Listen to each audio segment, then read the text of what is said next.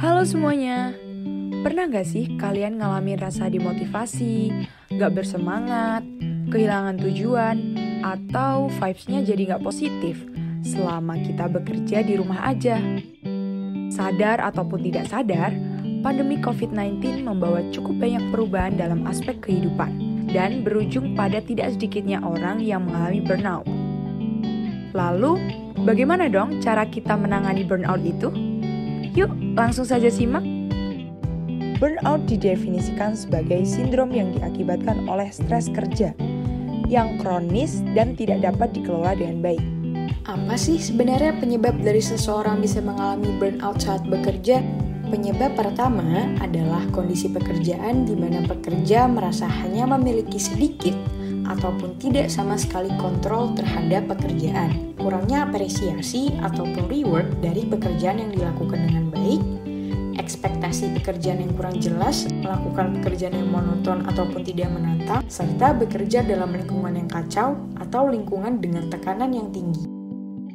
Penyebab kedua adalah gaya hidup di mana pekerja terlalu banyak bekerja. Yang kedua adalah di mana pekerja kurang memiliki kedekatan dan support dari orang lain, serta memiliki terlalu banyak tanggung jawab tanpa adanya bantuan dari orang lain. Dan yang terakhir adalah di mana pekerja tidak memiliki waktu tidur yang cukup.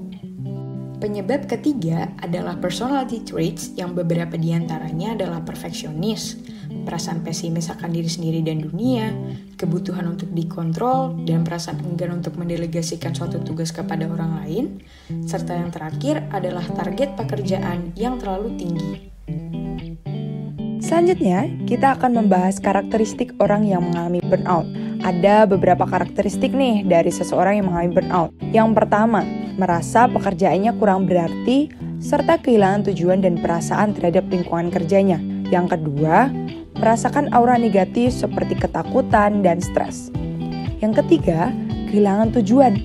Jadi seseorang yang mengalami burnout tak jarang merasa kehilangan motivasi dan ketertarikan terhadap pekerjaannya. Nah, sekarang kita bahas tips menghadapi burnout ketika pandemi. Upaya menghadapi burnout dapat dilakukan oleh pihak eksternal maupun dilakukan diri sendiri loh. Untuk menghadapi burnout melalui pihak eksternal, bisa kita ketahui bahwa integrasi individu dan intervensi organisasi kemungkinan menjadi strategi yang paling efektif untuk mengatasi kelelahan bekerja.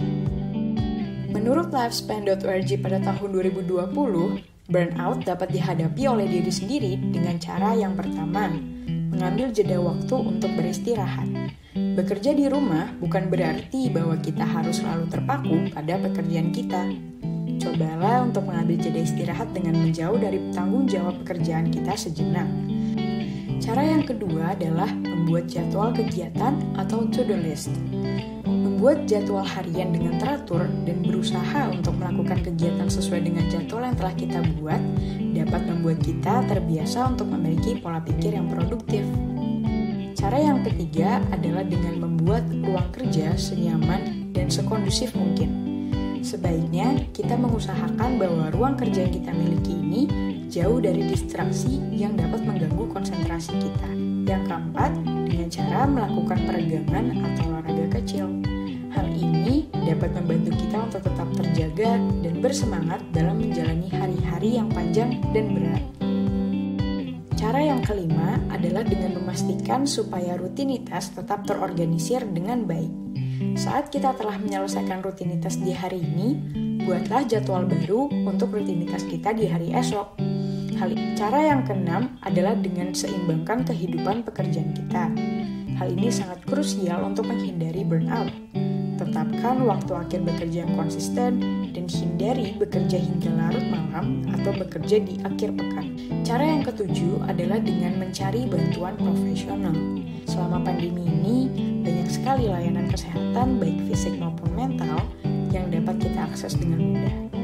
Jangan takut dan sungkan untuk mencari bantuan ya.